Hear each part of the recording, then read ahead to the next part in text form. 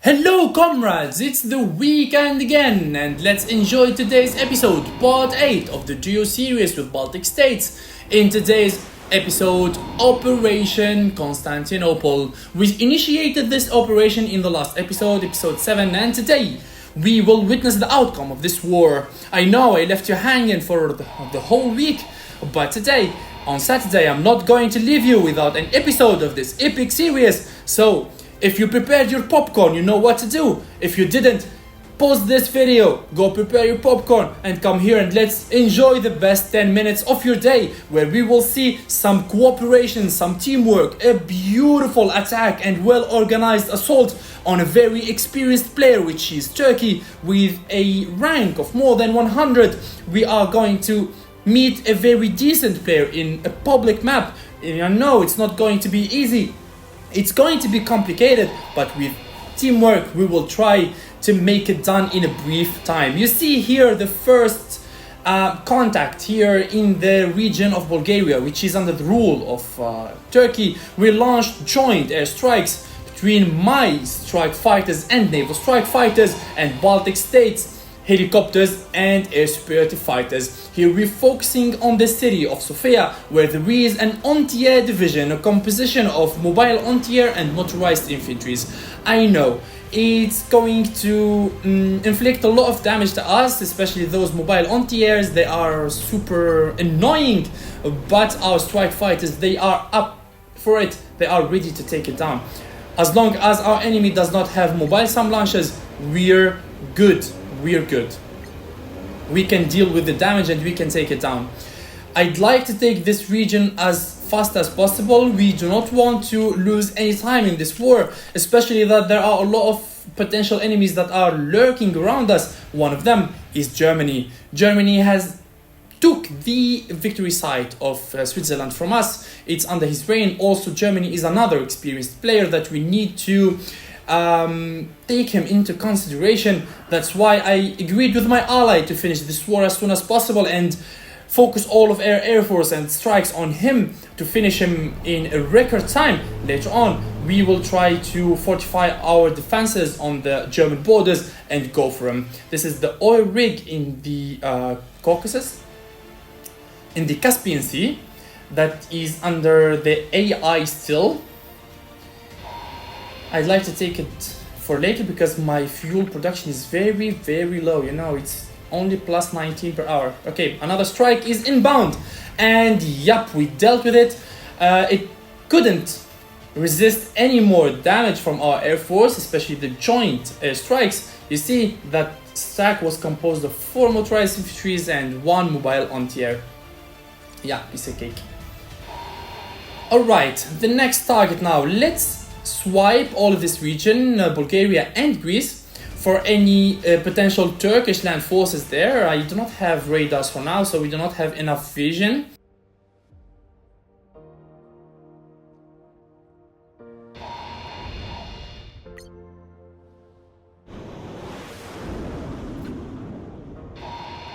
Alright, I'm going to swipe the city of Alexandroupoli. Sofia and the other one, Sajikar, both of them are neutralized. There is no more Turkish forces on this region. We gotta go and swipe over Istanbul, Constantinople previously, and Greece. While I'm sending my land troops on the front to claim those lands. They are already on their road. Also, my ally is already going for the city of Ankara. Turkey has changed his capital from Ankara to Adarna, but yeah, he is under the heavy airstrikes from my ally. There is this recon division that has been moving from the city of the complex of Diyarbakir.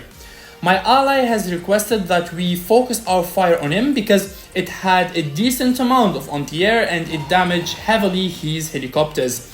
Here I'm sending my 17th Naval Strike Wing and let's see what will happen when I establish contact with that recon division.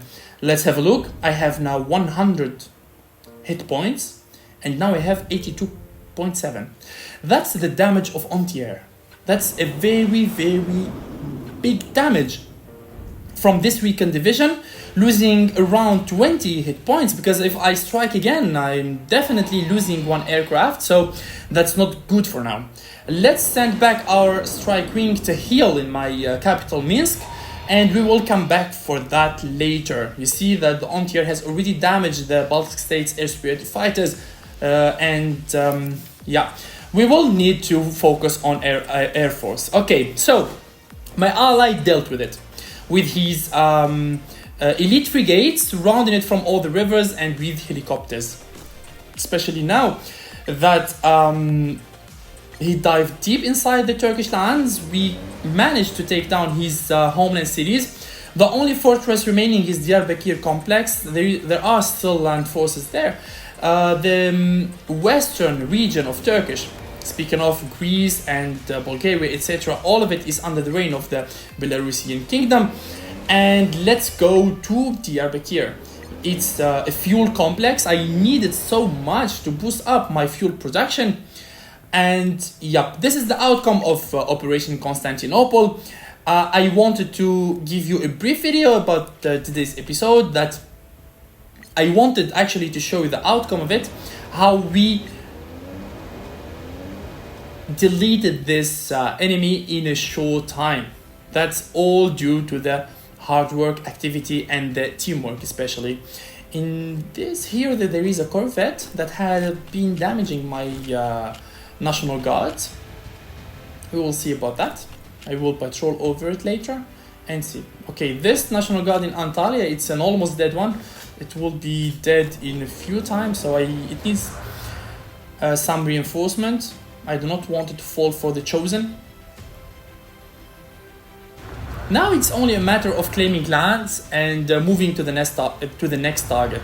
So all you need to know about today's fight and Operation Constantinople, that Turkey had a lot of infantry, weapons, and mobile anti-air, and he also had strike fighters, but his war versus Serbia early game, he received a lot of damage and lost most of his strike fighters, so we hit in a very good time, a time where Turkey did not get much time to recover from his first fight. And yeah, joining our air forces, a combination of naval strike fighters, helicopter gunships, and air superiority fighters was deadly against Turkey, especially that he had mobile anti-air, but it wasn't enough to stop us. My next move here to conquer Transcaucasia. Transcaucasia has 6 homeland cities. It's a good bounty. It's a good bounty to be claimed here. Especially that the resources in this game are very scarce, and as much as you expand and conquer cities, as much is good for your economy production. Economy production and management is very important in this game, especially in this mode of 100 playable nations. Whoever has a better economy will have multiple options for his military build and will have the upper hand to lead this game. So you know that, let's say, my point of strength in Conflict of Nations mainly is resources management. I know how to manage resources, and even when I conquer lands, it's well targeted, especially the cities I conquer. I know what kind of resources I want and I need for my military build. The good thing in this episode, I'm not playing in solo. In this series, I'm not playing in solo. So basically, I don't have to make a complete build where I have everything. My ally is here for the support. So my build and his build needs to be complementary, and we need to complete each other. This is the key on playing in teamwork, either in duo or even in a coalition of 3 or 5 players. Always try to choose some military builds that will be complementary to each other, so you don't have to use all of your resources to make everything, because that is undoable in Conflict of Nations. It's very hard to achieve. Thank you guys for watching today's episode. If you have any question or you have any recommendation, you know where to write it in the comment section, and I will reply to you shortly. Don't forget to like this video and subscribe to our channel. Thank you guys for watching, and bye bye.